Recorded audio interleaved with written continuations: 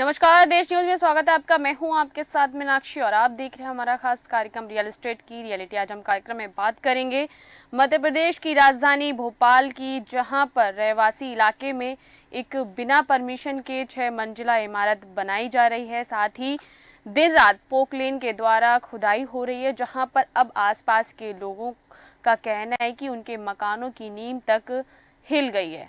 दरअसल आपको बता दें, कोहे फिजा में अहमदाबाद पैलेस के पास एक निजी बिल्डर रेडिएंट रिट्रीट नाम से व्यावसायिक बहुमंजिला इमारत बना रहा है, जहां पर बिल्डर ने बिना कोई सरकारी परमिशन लिए ही पोकलेन मशीन से खुदाई शुरू कर दी, जिसके चलते पास स्थित चिनार अपार्टमेंट और एक अन्य इमारत की नींव भी दरक गई। जानकारी है कि पास के दोनों कॉम्प्लेक्स में भी दरारें आ गई हैं और यहां स्थित पानी की टंकी को भी नुकसान पहुंचा है, जिससे रहवासी जो हैं अब दहशत में हैं। स्थानीय लोगों ने बताया कि रहवासी इलाका होने के चलते यहां व्यावसायिक गतिविधियों की अनुमति नहीं मिल सकती, जिसके बाद भी यहां बेसमेंट और उसके ऊपर दुकानें बनाने की तैयारी है। वहीं क्षेत्र में 4 मंजिला इमारत बनाने की ही अनुमति है, जिसके बाद भी 6 मंजिला इमारत बनाई जा रही है। ज्यादा जानकारी के लिए ये भी बता दूं, राजा भोज एयरपोर्ट पर लैंड होने के लिए विमान इसी क्षेत्र से होकर जाते हैं। ऐसे में ऊंची इमारतों के कारण विमान को खतरा भी हो सकता है।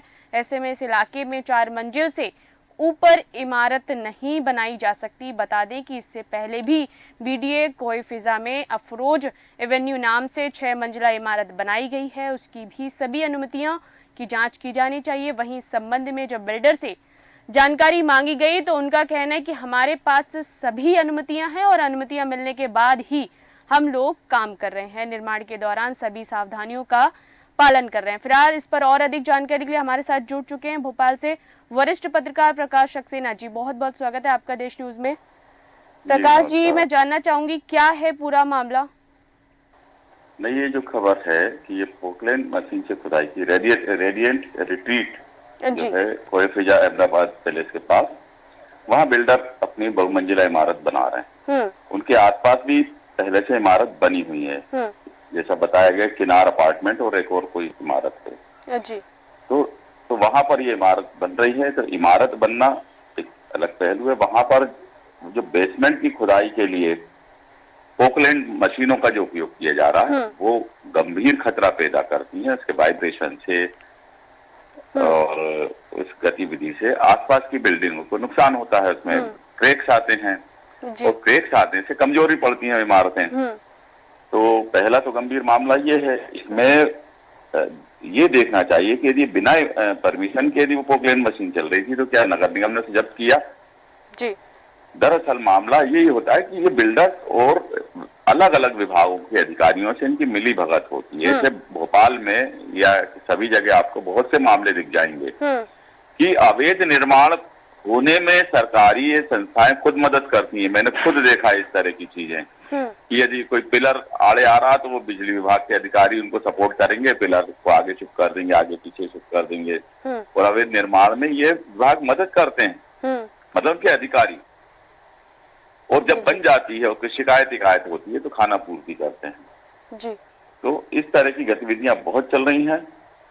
पहली चीज की वो रहवासी इलाका है, वहां पर आपको व्यावसायिक गतिविधियां चालू नहीं होने देना चाहिए था। बेसमेंट में दुकानें, जबकि जो पिछला जो मास्टर प्लान है बेसमेंट पार्किंग के लिए जो नए कंस्ट्रक्शन होना थे उन सब में ये 1992 के आसपास का जो मास्टर प्लान था बेसमेंट पार्किंग के यूज के लिए होता है। वहां दुकानें बन रही हैं। ये समस्या आप देखें भोपाल में हर जगह आ रही है। आप अभी ये कोलार पे भी 6 लेन बन रहा है, वहां भी इन्हीं चीजों को लेकर विवाद है। ये पार्किंग की व्यवस्था 6 लेन तो बन रहा ना, साइड में सर्विस लेन है। लोग गाड़ी का साइड में इतने कट्स होंगे, एक्सीडेंट के चांसेस बढ़ेंगे। साइड में सर्विस लेन नहीं होने से दूसरी सी पार्किंग की व्यवस्था नहीं होगी। वहां भी बेसमेंट में पार्किंग नहीं है। तो ये अवैध गतिविधियां निगरानी ये संस्थाएं कर ही नहीं रही हैं और बाद में शिकायतों पर ये लोग एक्शन लेने की कोशिश करते हैं। उसमें भी खाना पूर्ति करके चले जाते हैं और बिल्डर बना देते हैं पूरी बिल्डिंग। प्रकाश जी, जानकारी ये भी मिली है कि जो राजा भोज एयरपोर्ट है वहां पर लैंड होने के लिए जो विमान है इसी क्षेत्र से होकर गुजरते हैं और जब ऐसे में जो ऊंची इमारतों के कारण विमान को भी खतरा हो सकता है, तो इतने बड़े खतरे को प्रशासन कैसे बुलावा दे सकता है? बिल्कुल वहां पर तो ज्यादा ऊंची बिल्डिंग परमिट होनी नहीं चाहिए, क्योंकि वो जो अपने एरोप्लेन आते हैं इनके लिए गंभीर खतरा है वो। और एरोप्लेन के अलावा बिल्डिंगों को भी खतरा है। जी। है ना, वहाँ बिल्डिंग तो दूर की बात है, वहाँ आसपास मांस की दुकानें, ये वो जो चीजें हैं, मरे हुए पशु नहीं होना चाहिए, पशु नहीं होना चाहिए, कि कहीं वो पक्षी नहीं आ जाए, पक्षी ना टकरा जाए, इन चीजों के लिए भी सावधानी बरती जाती है। ये तो बिल्डिंग की बात हो रही है कि आप 4 मंजिला तक की परमिशन होती है और आप 6 मंजिला बना रहे हैं। वही तो जब बिल्डर से बात तो की गई इस मामले पे तो उसने कहा था कि हमें अनुमतियां मिल चुकी हैं। तो बड़ा सवाल तो ये भी है कि जहां पर 4 मंजिला बिल्डिंग बनाने की अनुमति हो वहां पर 6 मंजिला बिल्डिंग कैसे बन सकती है? तो ये तो और गंभीर मामला है कि उनको अनुमति कैसे मिल गई, जब वहां पर परमिशन ही नहीं है 4 मंजिला से ज्यादा इमारत बनने की। और यदि ऐसी परमिशन है तो फिर ये परमिशन देने वाले अधिकारियों के खिलाफ जांच होना चाहिए, है ना। ये एक अकेला यही मामले नहीं है, एक हमारे संविधान में 1882 में ईजमेंट एक्ट, एक सुखाधिकार अधिनियम भी बना हुआ था, है ना। तो नक्शों की परमिशन लेना क्यों जरूरी रहता है? ये नियम इसलिए उसी के अधीन बनाए गए हैं कि आप किसी के यहाँ का हवा, पानी, प्रकाश इसको रोक नहीं सकते, ये उनका सुखाधिकार है। आप किसी के घर में जाने वाले सूर्य के लाइट को रोक नहीं सकते, इसलिए वो आगे पीछे जो छुड़वाने का रोल रहता है। पर हम देख रहे हैं कि किसी नियम की पालना नहीं होती, अधिकारियों की लापरवाही होती है और बन जाते हैं, उसके बाद वो ब्लैकमेलिंग होती है, उनसे वसूलियां होती हैं। अब कंपाउंडिंग का प्रावधान कर दिया गया है, तो छोटे प्लाट पे तो समझ में आता है कि जिनके छोटे प्लाट है उनको अपना स्पेस निकालने के लिए वो, हालांकि गलत तो वो भी है, पर ये बड़ी बड़ी बिल्डिंगें जो बन रही हैं तो विशुद्ध व्यावसायिक लाभ के लिए बन रही है, तो इन पे तो सख्ती बरतना चाहिए नियमों कायदों को लेकर। जी बिल्कुल, आपने बिल्कुल सही कहा कि कहीं ना कहीं सख्ती जो है वो बरतनी चाहिए। लेकिन जहां अगर हम प्रदेश के मुखिया की बात करें डॉक्टर मोहन यादव की, तो वो एक्शन मोड में नजर आते हैं। तो इतना बड़ा मामला होने के बावजूद भी कैसे प्रशासन शांत हो सकता है, बड़ा सवाल ये भी है। नहीं, एक मुख्यमंत्री एक इतना बड़ा प्रदेश है, एक एक जगह ध्यान नहीं दे सकते। उन्हें ऐसी खबरों पे, उनको जैसे जनसंपर्क विभाग होता वहां भी खबरों का मॉनिटरिंग होती है, तो ऐसी जवाबदेही देना चाहिए अधिकारियों की, एक एक इन्फॉर्मेशन आए उन पे एक्शन हो, क्योंकि मुख्यमंत्री जी अकेले सब जगह तो जा नहीं सकते जी। तो उनको ऐसी मशीनरी डेवलप करना चाहिए। असल में क्या, इतने सालों में आपस में सब इतने घुल मिल गए हैं, पूरा जो भ्रष्टाचार है वो एक शिष्टाचार में बदल चुका है, पूरे एक व्यवस्था का रूप ले चुका है। और ये मतलब बिल्डर्स, भूमाफियाओं की अधिकारियों से साठगांठ अपन ने कई मामलों में देखा है। तो वो होता, और अवैध निर्माण, अवैध गतिविधियां सब इसीलिए चलती हैं कि ये संलिप्तता होती है अधिकारियों की, संस्थाओं की, वरना ये सब निर्माण से पहले ही आप रोक सकते हो। जी बिल्कुल। आपको निर्माण के बाद लोगों का इतना नुकसान होता है, उसमें कई तरह के विवाद पनपते हैं कि अनुमतियां नहीं होती हैं, लोग उसको खरीद लेते हैं, तो वो भी एक नया विवाद बनता है कि लोग ठगे जाते हैं। तो पहली स्टेप, फर्स्ट सेकंड स्टेप पे इन अनियमितता को क्यों नहीं रोकती सरकार? कहीं ना कहीं फिर बाद में जो रहवासी है उनको परेशानियों का सामना करना पड़ता है। परेशानी होती है ना, यदि बनते समय ही निगरानी हो, जब अवैध निर्माण ही नहीं हो, अनुमतियों के विरुद्ध निर्माण ही नहीं हो, और यदि होता है तो वो जवाबदेही उन अधिकारियों की हो। हमने देखा कि उनके खिलाफ भी कार्रवाई नहीं होती है। इतने बड़े बड़े घोटाले हो गए, कोई दोषी नहीं पाया जाता, क्योंकि ये सिस्टम नीचे से लेकर ऊपर तक का बना हुआ है। जी बिल्कुल। जैसे सरकार टैक्स फर्स्ट सोर्स पे ही लगा रही है, वैसे फर्स्ट सोर्स पे करप्शन को क्यों नहीं रोकती है? अनियमितता को फर्स्ट सोर्स पे क्यों नहीं रोक देती है? वो उससे कितने लोग परेशान होने से बचेंगे। पर उसके लिए ऐसी मशीनरी डेवलप करना पड़ेगी मुख्यमंत्री जी को कि पहली स्टेप पे इन कामों को रोका जाए, अवैध कामों को। बन जाने के बाद तो बहुत लोग उसमें उलझ जाते हैं, कई विवाद फंसते हैं और बहुत लोग परेशान होते हैं जी। लेकिन जैसे कि प्रकाश जी आपने कहा कि जो प्रदेश के मुखिया हैं डॉक्टर सीएम यादव जी, वो प्रत्येक चीज़ों पे निगरानी नहीं रख सकते, लेकिन कहीं ना कहीं जब प्रदेश की राजधानी ही सुरक्षित हो तो फिर बाकी जिलों में फिर कैसे प्रशासन काम करेगा? नहीं, सुशासन का मतलब ये नहीं कि अकेले मुख्यमंत्री जी सब जगह जा जाकर इस व्यवस्था को दूर करेंगे। सुशासन का मतलब ये कि ऐसी मशीनरी को डेवलप करना कि आम आदमी अपनी तकलीफों को लेके वहां जाए तो उसकी सुनवाई हो नियमानुसार, ये अवैध गतिविधियों पे रोक लगे।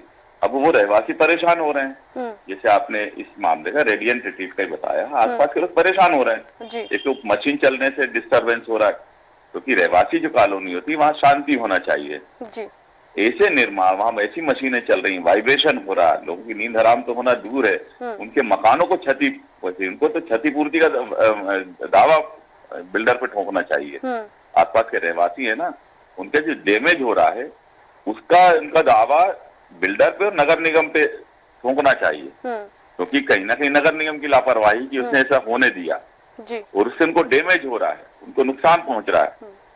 तो इसलिए उन रहवासियों को चाहिए कि इनके खिलाफ बात प्रस्तुत करें, केस रजिस्टर करें। जो वहाँ के स्थानीय लोग हैं, वो तो अवैध है। जी बिल्कुल। हाँ। जो वहाँ के स्थानीय लोग हैं उन्होंने पहले भी कलेक्टर को इस बारे में जानकारी दी थी और फिर उसके बाद में जानकारी अब ये सामने आई है कि जो बिल्डर अब चोरी छुपे इस काम को अंजाम दे रहा है। अब यहाँ पे सवाल ये भी उठता है कि इन ऐसे लोगों के हौसले बुलंद क्यों होते हैं?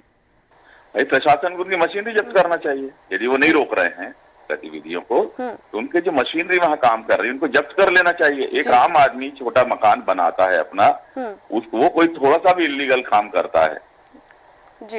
यदि बिजली का कनेक्शन नहीं हो और वो मशीन घिसाई मशीन तो उसकी मशीनें जब्त कर ले जाते हैं। आप बताएं ना, उन पर केस रजिस्टर कर देते हैं। तो ये तो इतना बड़ी बिल्डिंग बन रही है, वो पूरी कमर्शियल कॉम्प्लेक्स है, वो जिस तरह इसका व्यावसायिक उपयोग होना, तो इस पे सख्ती क्यों नहीं बरती जा रही? यही तो संदेह पैदा होता है मिली भगत का।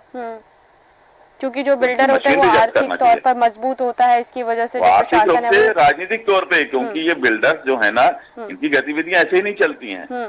आपने कोलार क्षेत्र देख चुकी हैं, आपको एक मामला तो कलियासोत का भी आपने देखा है। इतने लोग परेशान है और इतनी मिली भगत रहती है। भूमाफियाओं बचाने के लिए कई तरह के हथकंडे ये लोग चलते हैं। जैसे अभी वहां स्टे लग गया, स्टे की आड़ में भूमाफिया बच गए, निर्दोषों को परेशान करके उनको हाईकोर्ट जाए वो स्टे ले आए, उससे भूमाफिया ही बच गया। मतलब आप इनकी चालें देखेंगी तो आप तो अचरज होगा कैसी कैसी चालें लोग निकालते हैं भूमाफियों को बचाने के लिए।